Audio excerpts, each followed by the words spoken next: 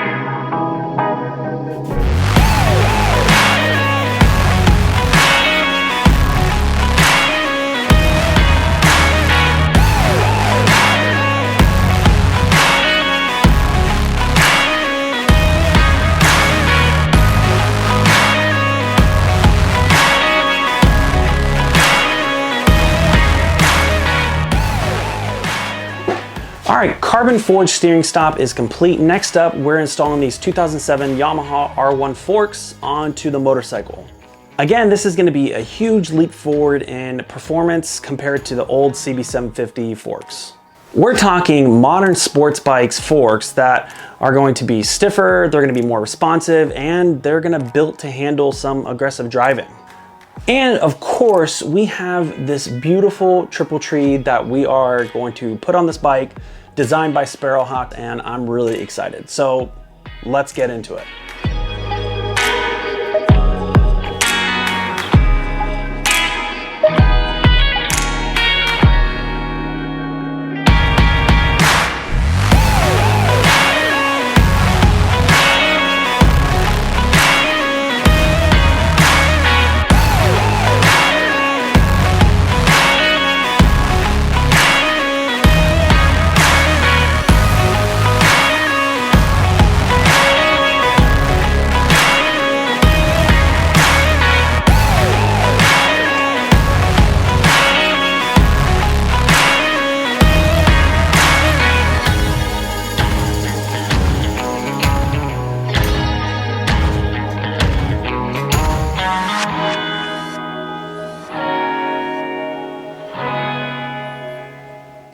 All right, we have the whole entire motorcycle put together. The question is, are these steering stops going to be strong enough?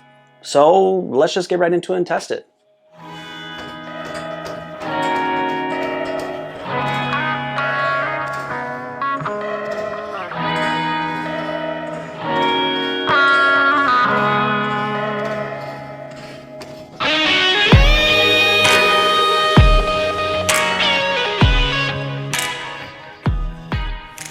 And there it is, the new front end finally installed. I'm really excited about it. And this thing honestly just looks super, super good.